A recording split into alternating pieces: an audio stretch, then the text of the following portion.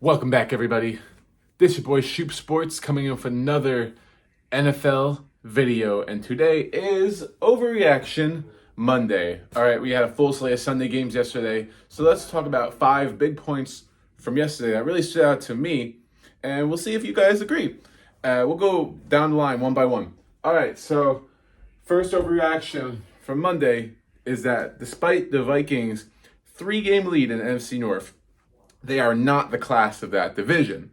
The class of that division is the Detroit Lions. Now, if you think back to week 3 of this season, the Lions had played a close one with the Eagles and were 1-1 heading into the Vikings game.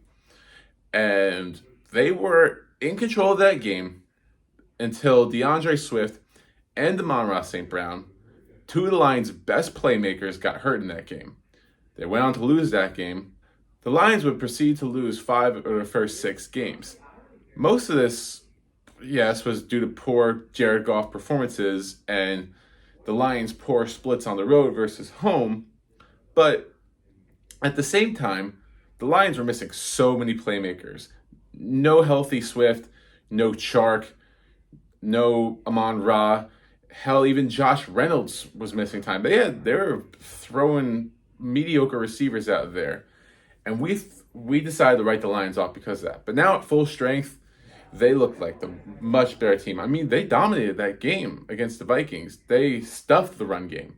They made it look easy against them. And, the Lions probably won't end up winning the division. It's a long shot the Vikings lose out and the Lions win out.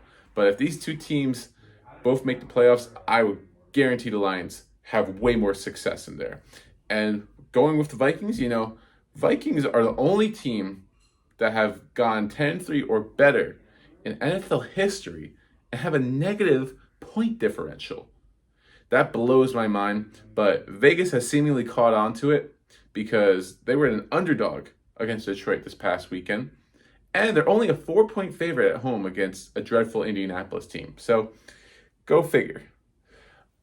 Okay, so second overreaction is that the Panthers are the biggest playoff threat in the NFC South. So, not necessarily the team that will end up making it out of the NFC South, but if any of these teams were to do damage in the playoffs, it's the Panthers, not the Buccaneers. Now, yes, the Buccaneers played a very tough San Francisco team, but they looked borderline not competitive. And the Bucs' recent big wins came against the Saints and the Rams, in which Tom Brady had to engineer consecutive touchdown drives late in the fourth quarter just to sneak out a win. Brady's not going to be able to do that against better defenses, 2 better coached teams, but 3, his team has just been putting him into deficits, and they can't block. They can't block whatsoever. At least the Panthers have a decent offensive line, but the Panthers have a lot of strength on their defense. J.C. Horn has looked fantastic in his second year. You got Derek Brown and Brian Burns on that D-line causing and wreaking havoc. And then on offense, with Sam Darnold under center, he had that high ankle sprain, missed most of the beginning of the season, and with some not horrific coaching behind him, he looks like a serviceable quarterback. So, will the Panthers win a game in the playoffs? It's highly unlikely, especially considering they're probably going to get the Cowboys in round 1. And the Cowboys are just more explosive on both sides of the ball than the Panthers. But they would sure as hell make it a closer game than the Bucs would. And that's even with Brady at the helm.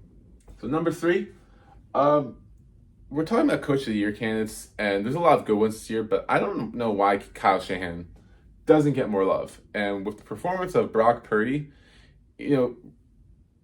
this kind of development doesn't come out of nowhere. It's the coaching up and down. And the way Purdy showed poise, a lot of it credit to him, but Shanahan also needs to get credit for putting him in the right situations. And it's not just Brock Purdy. I mean, they're talented on both sides of the ball, but they still have dealt with plenty of injuries this season, and they continue to develop more and more studs on both sides of the ball. Trent Williams was out for 4 or 5 games during the middle of the season. The offensive line held up pretty nicely. And you got Emmanuel Mosley, the breakout corner, tore his ACL midseason. Diamador Lenore comes in and has done a serviceable job as well.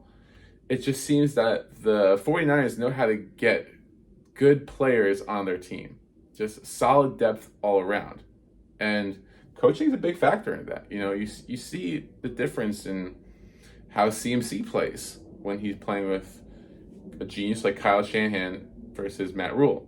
And McCaffrey's not even getting the same amount of touches that he used to get. So go figure on that one. But he might not win it, but at least give him some love for Coach of the Year for Kyle Shanahan. All right. So, number 4. The Eagles, precisely what makes them the best team in the NFL is their versatility. And the way that they can attack a team in multiple different ways. And we saw this yesterday with the dismantling of the New York Giants in their home stadium. It was from the get-go, it didn't look like a fair match.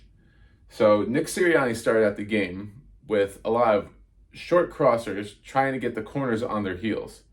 It was working because Jalen Hurts has a big arm and he has 2 deep threat receivers, and they also have to anticipate the run game. So what do they do on defense? Well, they got to play back a little bit. The Eagles exposed that all day long. They pounded the run game with both Hurts and Sanders and their other running backs. And eventually the Giants made too many mistakes on defense where it just became too little too late to even put up a semblance of a game. Now you combine that with what has been maybe the best defense in the NFL this season, at least the top 5 unit in the NFL, then I don't really see it like how any team, at least in the NFC, competes with this Eagles team. I mean, we already saw it this season with the Vikings, how the Vikings had their worst game of the season, a 17-point loss, in which their offense was completely shut down against this against this Eagles defense. And then you also have the game versus the Cowboys, in which, yes, it was a home game for Philly, but still very non-competitive. We'll see a lot. We'll learn a lot about this Eagles team in these next 3 weeks as they take on a good Jacksonville, as they take on the Cowboys in Week 16. So that should be a big one. But if they can put on that dominant performance on the road again, there's no question that they're going to be the NFC champions. No one can stop them. Number 5, the Chargers surprised a lot of people last night by beating the Dolphins, including every single analyst on NBC Sports who picked the Dolphins. Shout out to that jinx. But there are a couple takeaways from this victory. One, the defense played surprisingly well. They game planned well for Tua. So credit to Brandon Staley that getting his guys ready and getting the schemes ready. But I'm looking more on offense. And the return of Mike Williams is huge for this Chargers offense. He might be, honestly, the X factor of this team. All season, Justin Herbert has been getting flack for not playing well. But people don't realize he's been down his best offensive lineman all year in Rashawn Slater. And he's only had his core of Eckler, Williams, and Keenan Allen for maybe 2 games this year. Keenan Allen was hurt for the first 8 games of the year. Mike Williams got hurt mid-season and aggravated his injury immediately after he tried to come back. Now Williams is back in the fold, and Herbert just seems to have that connection where he can throw up to Williams and trust that he's going to beat his man. I mean, Xavier Howard is no joke, and Mike Williams had a game against him yesterday, going for over 100 yards and a touchdown.